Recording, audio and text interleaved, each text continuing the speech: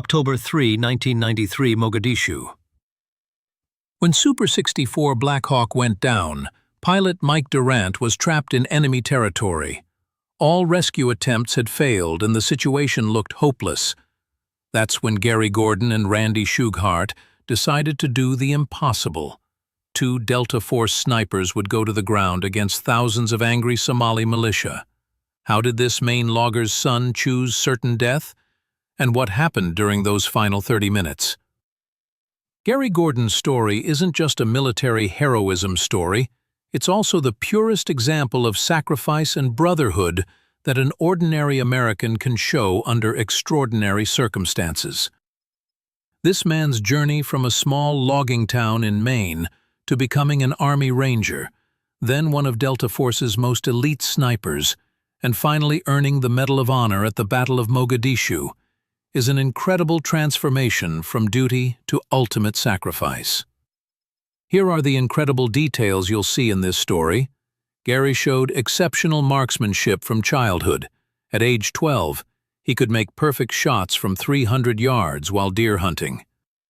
This natural talent led him to the Army's most elite units.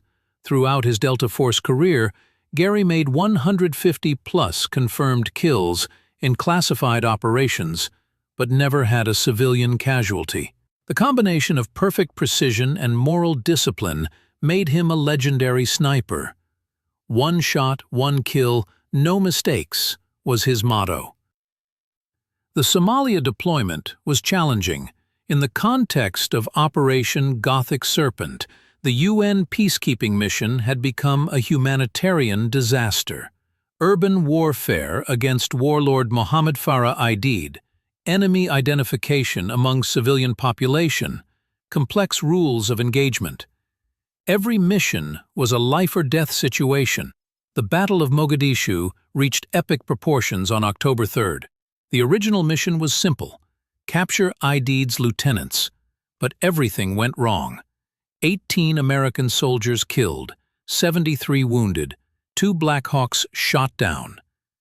Gary and Randy's final stand took place at the heart of this chaos. The most impressive part is this: Gary volunteered to go to the ground from a perfect sniper position, knowing that survival chances were minimal. "We've got to get down there and help," he said on the radio. This decision didn't come just from military training. It came from his character. Before we dive into Gary Gordon's incredible story, let us quickly introduce ourselves. On this channel, we share the world's most inspiring true stories. We tell tales of the power of human will, the limits of courage, and the epic journeys of people who achieved the impossible. If you want to watch more of these compelling stories, don't forget to subscribe to our channel and hit the notification bell. This way, you'll be notified immediately when we upload new videos. We also love interacting with you in the comments. How did this story affect you? Have you faced major challenges in your own life? Or what other heroes' stories would you like us to cover? Share in the comments below. We read and respond to all of them. Now let's get to Gary Gordon's magnificent journey from Maine forests to Army Ranger training, from sniper school to Delta Force operations, and finally, to the 30-minute final firefight in Mogadishu streets. Gary's story shows us that true heroism doesn't just come from training, it comes from character, sacrifice, brotherhood, duty. All of these were necessary foundations for his ultimate test, the Black Hawk Down incident. Are you ready? Then, let's begin this incredible journey from Maine logger boy to Medal of Honor recipient. Gary Ivan Gordon was born on August 30, 1967, in Lincoln, Maine. His father, Dan Gordon, was a lumberjack, working for a local logging company, while his mother, Carmen, was a part-time nurse. Gary's childhood was typical of rural Maine. Outdoor activities, hunting, fishing, hard work values. But Gary showed different potential from childhood. Maine's harsh winters and rugged terrain naturally made Gary tough. The family cabin had no electricity and heating came from a wood-burning stove. As a child, Gary learned firewood cutting, snow shoveling, and basic survival skills. This early hardship would form a solid foundation for his later military career. At age 8, his father gave him his first rifle, a .22 caliber single shot. Gary immediately showed natural aptitude with firearms, patient, focused, steady hands, characteristics ideal for a sniper. At age 12, he could make 300-yard shots while deer hunting, which was a challenging distance even for experienced hunters. During high school years, Gary was solid both athletically and academically. He participated in cross-country running, developing endurance and mental toughness. He joined the JROTC program and showed interest in a military career. Teachers noticed his leadership qualities and praised his discipline. Job opportunities in Maine were limited, and Gary was looking for bigger challenges. Military service was an attractive option. Travel opportunity, advanced training, serving country. After high school graduation in 1987, he enlisted in the U.S. Army. Basic training began at Fort Benning, Georgia. Army basic training was relatively easy for Gary due to his Maine background. Physical fitness, outdoor skills, weapons familiarity. He already possessed basic military requirements. Drill sergeants quickly recognized his natural aptitude and recommended advanced training. He was sent to Airborne School and earned his paratrooper wings. Jumping from aircraft thrilled Gary and increased his interest in special operations. He was assigned to the 82nd Airborne Division at Fort Bragg, North Carolina. His professional military career was beginning. At the 82nd Airborne, Gary quickly distinguished himself as a soldier. PT scores were consistently maximum, weapons qualifications were expert level, leadership evaluations were outstanding. He was promoted to squad leader position and mentored junior soldiers. But Gary was looking for more challenging opportunities. He applied to Ranger School and was accepted. Ranger training was among the Army's most demanding programs. Physical endurance, small unit tactics, leadership under stress, survival skills. Gary excelled in all phases. He earned his Ranger tab and became a member of the elite community. In the Ranger Battalion, Gary received specialized sniper training. Natural marksmanship skills were combined with advanced techniques, ballistics, wind reading, camouflage, target identification, long-range shooting. His technical expertise developed significantly. He soon became one of the unit's primary snipers. He participated in several deployments with the Ranger Battalion. Panama, training exercises, readiness missions. He gained real-world operations experience. Combat leadership, stress management, team coordination. His skills continued to broaden. In the early 1990s, Gary faced a career advancement opportunity. He was invited to the Delta Force selection process. The unit was officially known as 1st Special Forces Operational Detachment Delta, 1st SFOD-D, but was commonly referred to as Delta Force. It was the most secretive and selective military unit. Delta Force selection was extremely rigorous. Physical fitness, psychological evaluation, land navigation, stress tests. Candidates were constantly evaluated and eliminated. Gary's background, Ranger training, sniper expertise, demonstrated leadership was perfect preparation. He successfully completed the selection process. Delta Force training was even more demanding. Advanced marksmanship, close-quarters combat, hostage rescue, counter-terrorism tactics, foreign languages, cultural training. Multifaceted warrior development. Gary excelled in all areas and was promoted to team leader position.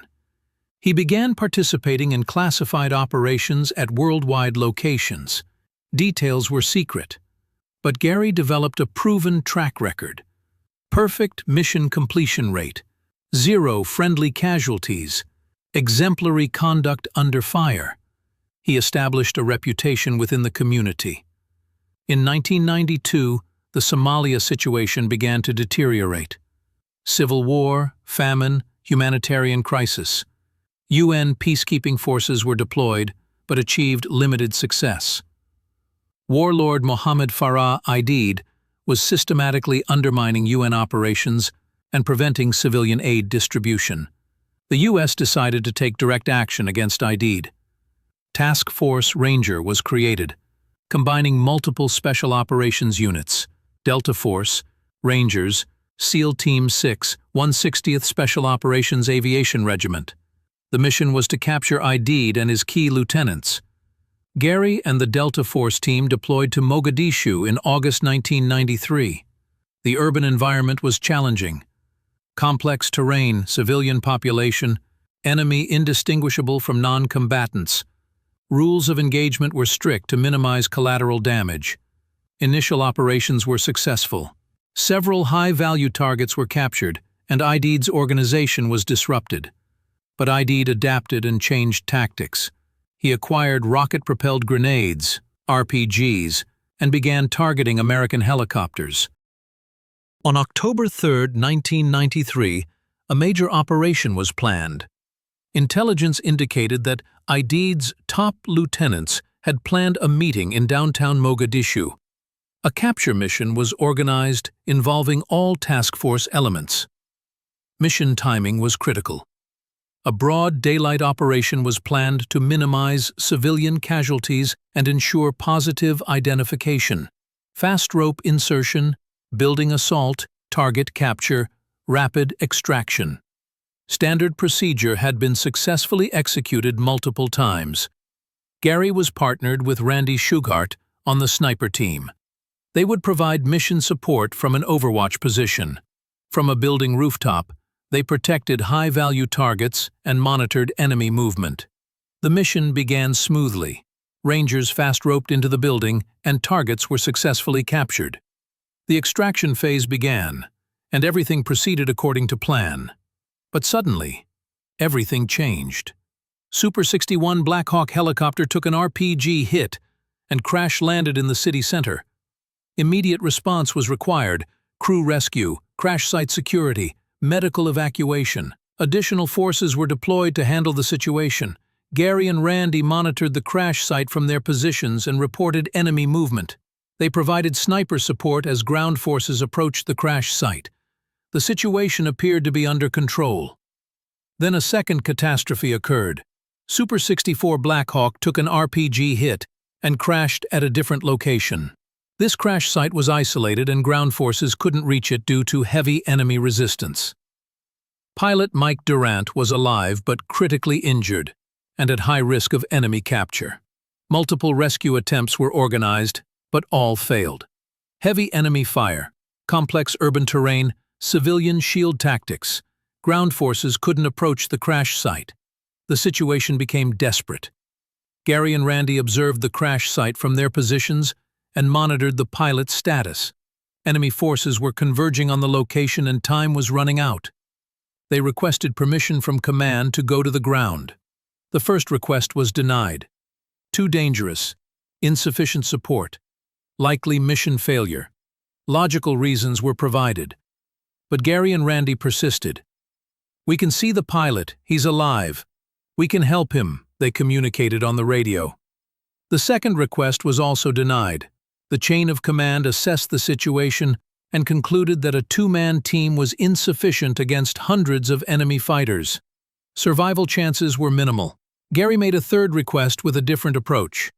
"We're not asking for permission to engage the entire enemy force.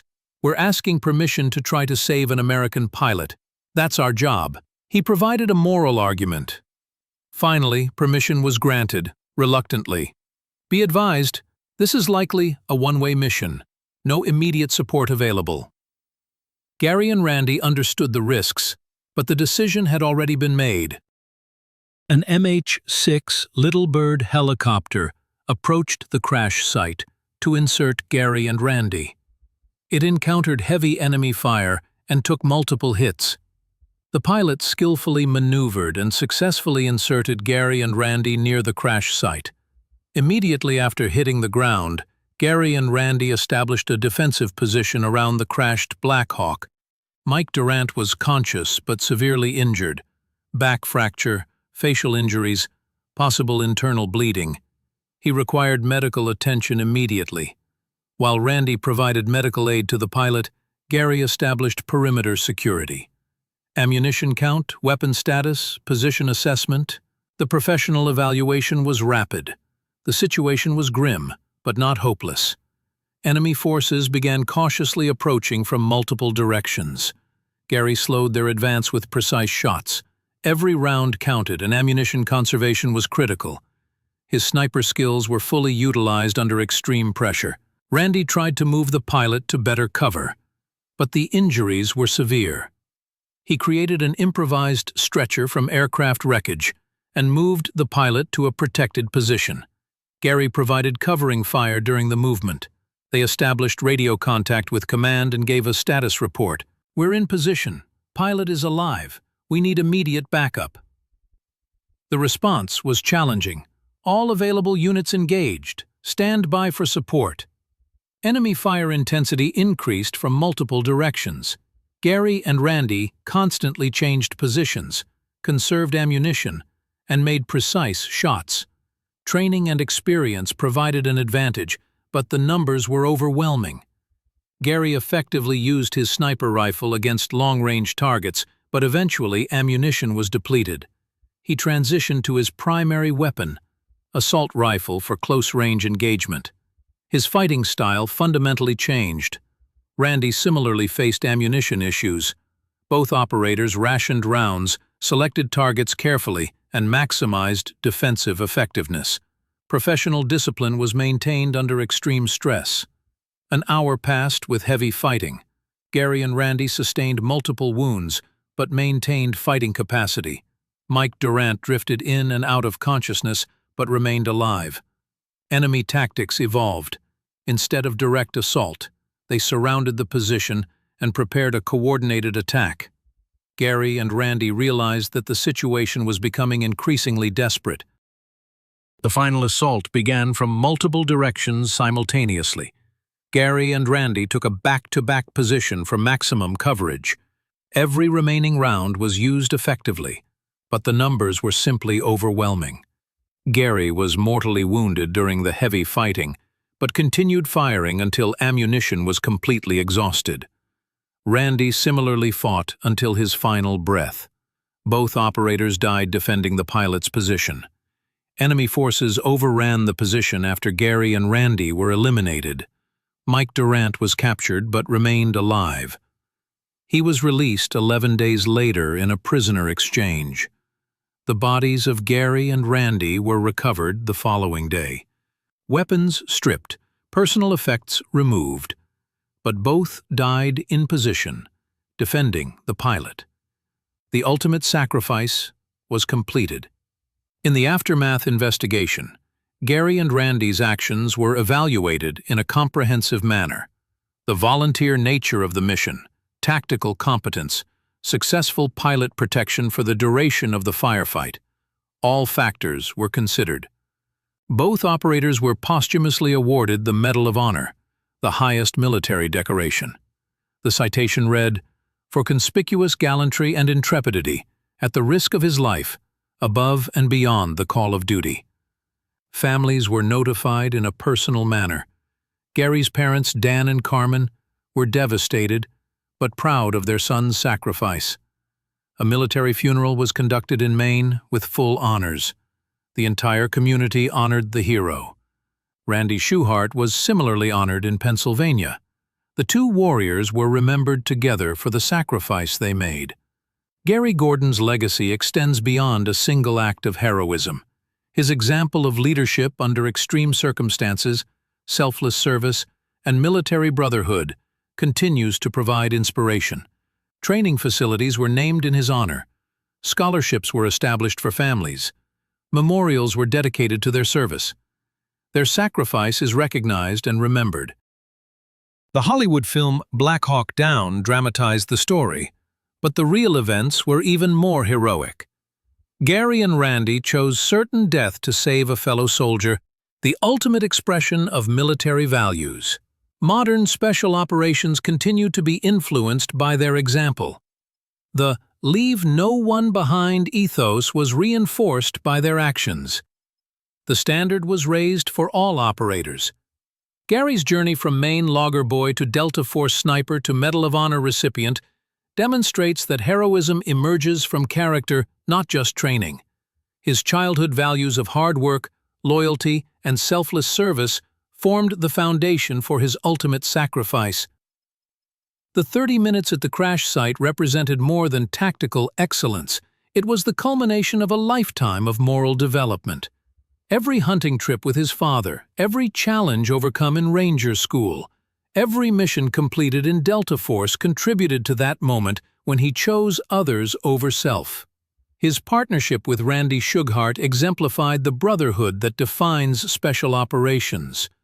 Two men from different backgrounds, united by shared values and mutual trust, making the ultimate sacrifice together.